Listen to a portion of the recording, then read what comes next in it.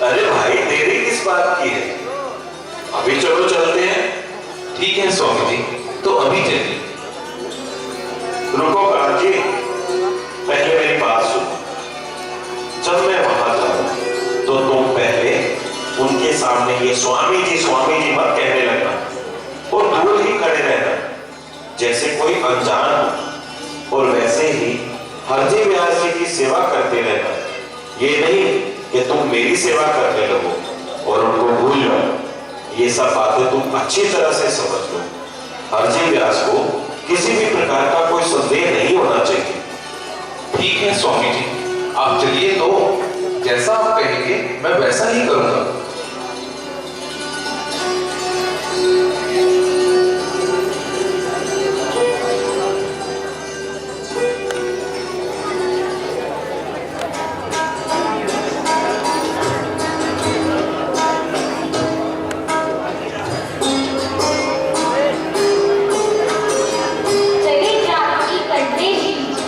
पंडित हरजी व्यास सुनना पड़ता सहकर दुखै होती जाती।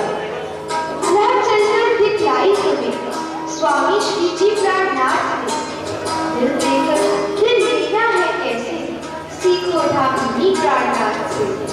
सुंदर साथी नहीं है आसान, कठिन नगर इस राह की। मरकर जीना है पड़ता, बिन ये ना होए जावे। धनी लिया धनी बुलावे, धनी चरणों में गीत गाते।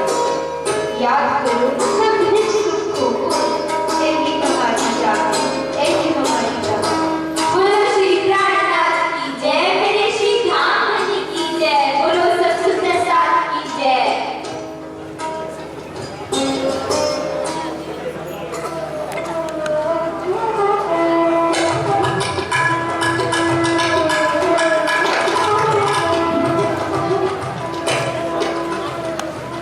आइए महात्मन, यही है दिग्विजय पंडित हरजी व्यास।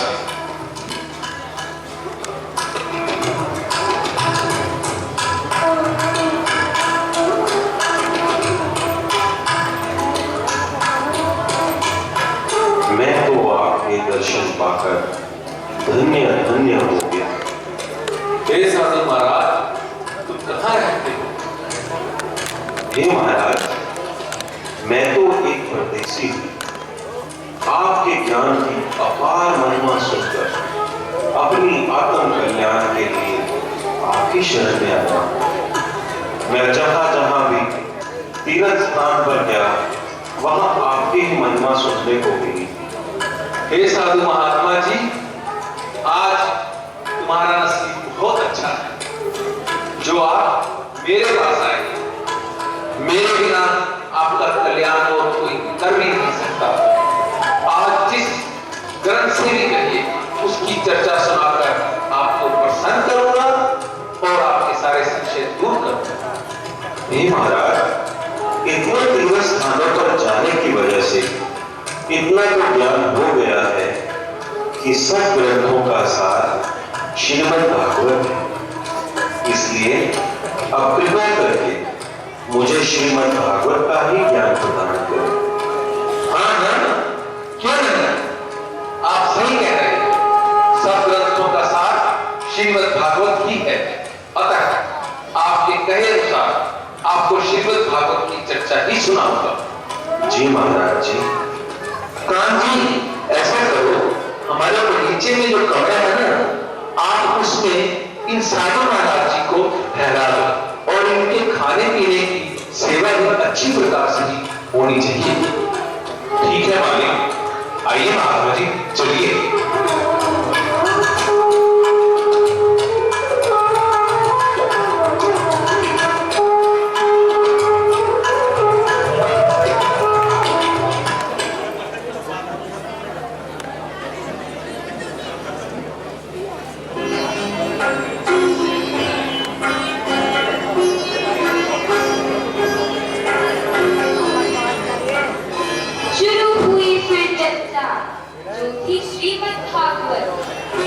सुने श्री जी, सुनाए पंडित, दोनों ही थे एकाग्रचित्त। उन्होंने दो पत्नी ने कथा सुनी श्री राज ने। जी बेचारा देखिए कितने मगन है दोनों साथ में। कहनी है अपनी पहले दूसरे की सुननी पड़ती, यही सिखापन है इस प्रसंग में, मैं खुदी खूंटी पे रखनी पड़ती। एक दिन हरजी व्यास ने चर्चा में कुछ कह दिया ऐसा, पड़ गया चक्कर गिन्नी में, पड़ गया फंद फिर ऐसा, पड़ गया फंद फिर ऐसा। बोलो श्री प्राणनाथ की जय, मेरे श्री धाम धनी की जय, बोलो सच्चे साथ की जय।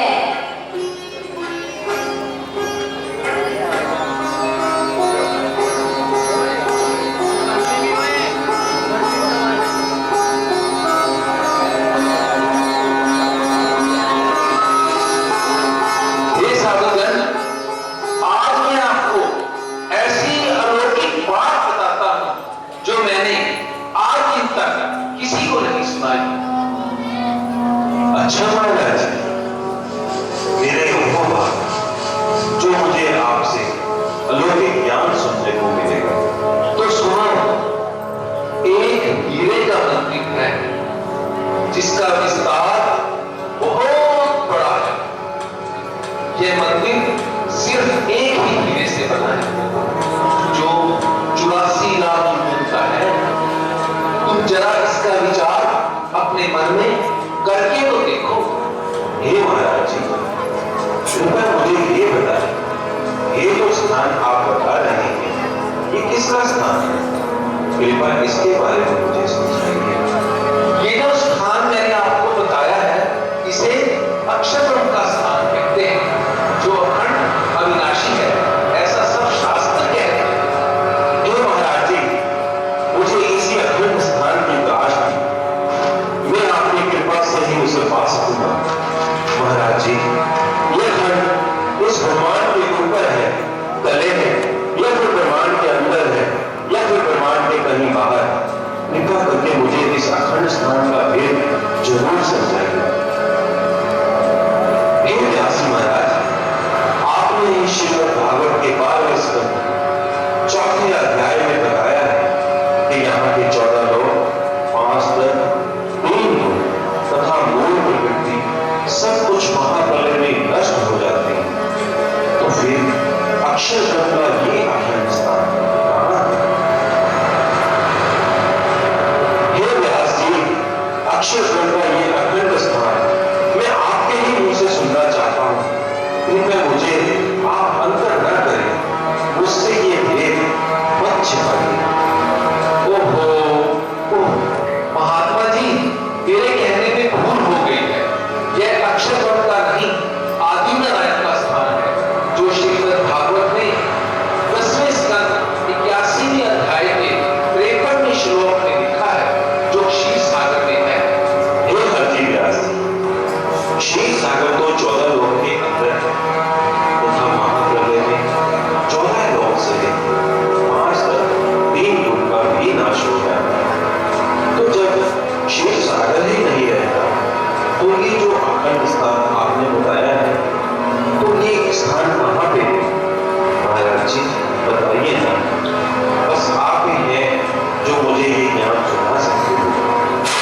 साधु महात्मा, तुम मुझसे क्या कहना चाहते हो?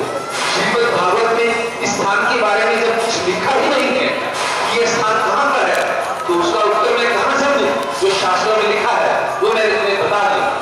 नहीं महाराज जी, आप देखो तो उसमें लिखा हो, शायद आपसे छूट गया हो। अरे महात्मा जी, जब मूर्ख वेदव्यास ने भागवत में इसके बारे में कुछ लिखा ही नहीं, तो मैं तुम्हें कहां से बता दूं? ये लो, तुम खुद ही पढ़ लो। मैं तुमसे भला क्यों कर छिपाने लगा? जब भागवत लिखने वाले व्यास को ही कुछ नहीं पता, तो मैं कहां से उत्तर दूं?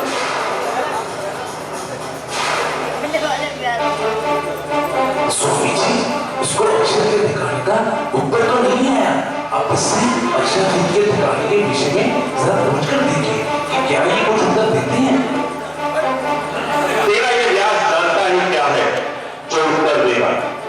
ये तो केवल अक्षर ब्रह्म का ही ज्ञान लेकर अहंकार में डूबा पड़ा है। इसको तो अक्षर ब्रह्मांड का ही पूरा ज्ञान नहीं है, तो अक्षर के बारे में कैसे बताएगा?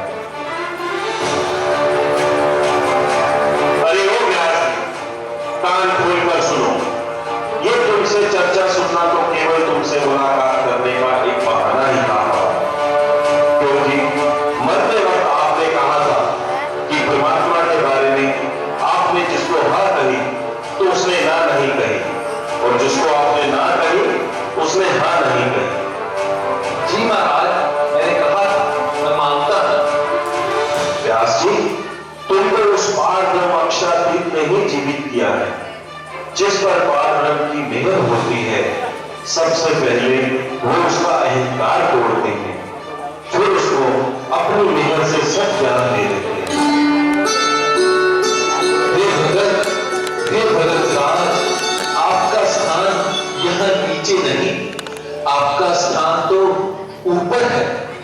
अपने स्थान पर विराजिए।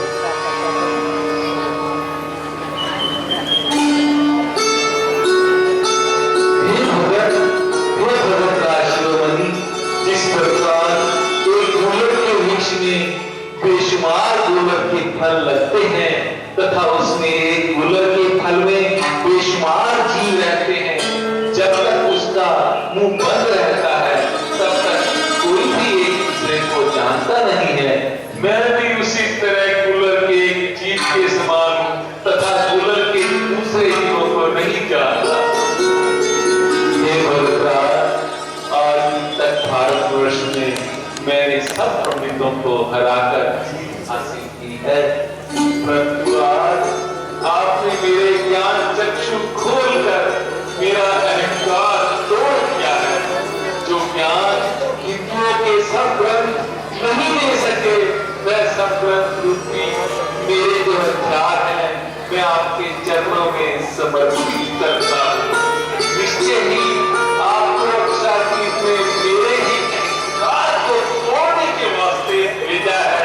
अब आप कृपा कर उस अनादि अक्षरातीत का ज्ञान सुनाकर